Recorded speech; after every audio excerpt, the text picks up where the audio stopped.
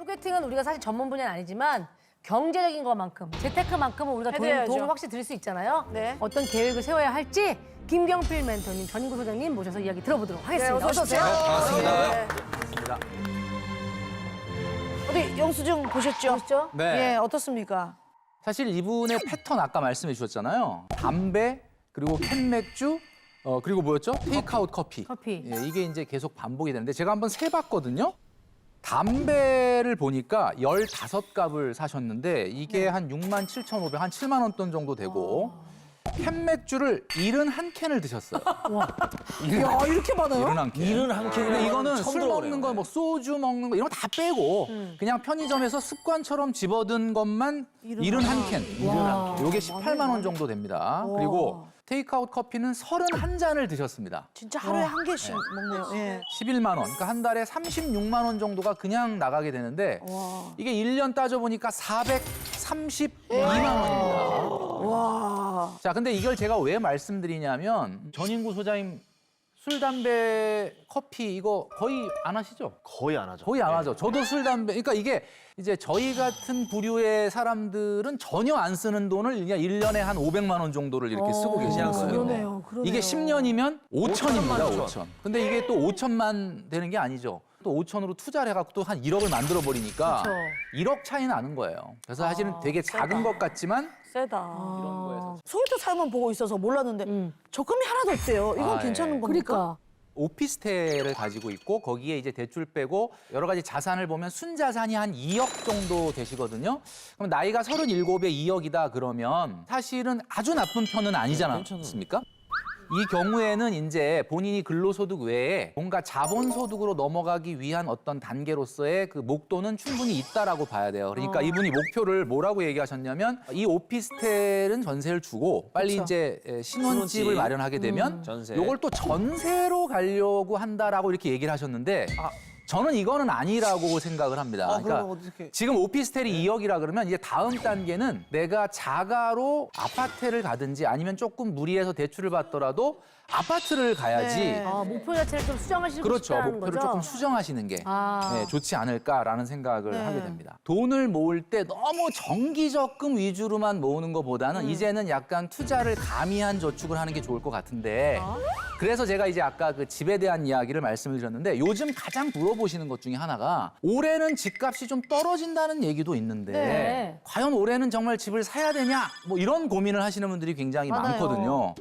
일단 우리가 집값이 오르고 내리는 것이 어떤 영향을 받는지를 한번 이번 기회에 살펴볼 필요가 있는데 우선 집값, 아파트 가격의 결정 요인은 수요와 공급에 있을 네. 수가 있습니다. 한번 우리가 계산을 해보겠는데 집값은 인구보다는 가구에 영향을 많이 받습니다. 네. 작년에 우리나라의 결혼 건수가 21만 건입니다. 그다음에 또 이혼을 10만 6천 건이 있었습니다. 잠깐만, 이건 집에 아이고야. 두 채가 있어야 되는 건데. 그다음에 작년에 1인 가구로 새롭게 독립하신 분들이 49만 명이에요.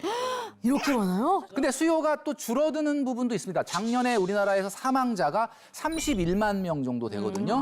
뭐 31만 명이면 31만 채가 시장에 나오는 건 물론 아니겠지만 이제 이런 것들을 이렇게 더하고 빼고 해서 해보면 전국에 적어도 한 50만 가구 정도는 공급이 이제 돼야 된다. 공급이 돼야만 비슷합니다. 근데 또 여기에 통계에 안 잡히는 게 있어요. 아까 결혼, 그다음에 이혼, 예? 그다음에 독립 이런 게 있었는데 조론이 있습니다. 근데 이런 건 통계에 안 잡히거든요. 한 집이 더 생겨야 되는데. 한 집이 더 생겨야 돼요. 이런 것들까지 따지면 전국에 거의 한 60만 가구 정도가 공급이 돼야 되는데 작년에 인구의 딱 절반이 살고 있는 수도권에 공급이 얼마가 있었냐? 18만 1천 가구 정도가 공급이 됐습니다. 아, 턱도 없네요. 택도 없죠. 그래서 올해 만약에 전문가들의 예상처럼 약간 안정 내지는 지역에 따라서 하락하는 급매물이 나온다면 그거는 잡으실 필요가 있다. 아. 저는 개인적으로 그렇게 생각을 합니다. 네. 전인구 선생님은 어떻게 생각하세요? 돈을 잘 모았어요. 네. 그런데 지금 연애 때문에 네. 모았던 돈을 이번에는 생활 좀 많이 지출한 것 같은데 학생 비용이. 우선 제일 먼저 추천드리는 거는 오피스텔을 좀 팔아라. 지금 오피스텔을 가지게 되면 1주택자가 되면서 무주택자 혜택을 못 봅니다. 근데 지금 오피스텔 가격이 조금 괜찮거든요. 예? 그 이유 중에 하나가 뭐냐면 최근에 아파트가 대출 규제가 되면서 풍선 효과라 그래가지고 그쵸. 빌라나 오피스텔로 지금 투자가 많이 몰려갔는데 문제는 나중에 뭐 대출이 나오거나 또 다시 또 상황이 바뀌게 되면은 제발 누가 좀 사주세요. 그래서 살 사람이 없을 수도 있기 때문에 차라리 이걸 매도를 하고 무주택자가 된 다음에 근처에 2기 신도시라던가 3기 신도시가 이제 나올 겁니다. 별로 시간 안 걸리거든요. 그래서 내 집 마련을 하는 게 어떨까 이렇게 추천을 드리고요. 지금 오피스텔은 무주택자로 들어가지 않나요? 오피스텔 같은 경우는 거주용이든 사무용이든 일단은 주택 수에는 들어가요. 그러나 단 하나 제외되는 게 청약을 할 때는 건축법상 오피스텔은 1주택에서 제외되기 때문에 무주택 자격을 주어집니다. 그러니까 지금 상태에서는 당첨이 됐다 하더라도 가진 자산이 없으니까 팔아서 넣을 자금을 방법이 만들어서. 없거든요. 예, 그래서 미리 준비해 두는 게 좋다 이거고 네. 이분의 지금 영수증을 봤을 때 심리를 보니까 굉장히 급해 보입니다. 제일 결정적이었던 게 뭐냐면 크리스마스 이브에 만나기로 했는데 하루 전날 가서 네. 본인이 마음이 급한 거예요 지금. 맞아, 마음이 급했어. 너무 예. 급했어. 그러면 대충 만났을 때 멘트가 어땠을지 좀 상상이 가거든요. 네. 그래서 조금 이런 것보다는 본인이 자꾸 외적으로 돈을 쓰는 것 같은데 그거 말고 심적으로나 좀 약간 사람을 만나서 대화하는 기술 위주로 좀 하면 어떨까. 그래서 제가 추천드리는 건 좀 동호회에 가입하는 게 어떨까. 동호회요? 그 자만추가 괜찮은데요? 가능한데요. 네. 자만추가. 아까 어떤 이분 동호회가 괜찮을까요? 독서 모임이라던가 아니면 뭐 이제 자전거 모임이라던가 좀 자신의 자기 개발을 할 수 있는 모임들을 가시면 좋을 것 같고. 근데 제가 갑자기 불현듯 생각나는 게 네. 저희가 지난주에 술 때문에 좀 고민이 많은 우리 있었죠? 의뢰인이 네. 있었지 않습니까? 이 사람 남친도 없어요. 그걸 어떻게 합니까? 그 얘기는 좀 남자친구랑 데이트 비용이 없잖아. 친구들 다 결혼해서 신혼집 가가지고 아, 맞네, 맞네. 선물도 샀어. 이 사람이 무슨 낙이 있겠습니까? 그 의뢰인의 나이가 39이었거든요. 지금 그분도 크리스마스 때 혼자 계시지 그렇지 않았어요? 않습니까?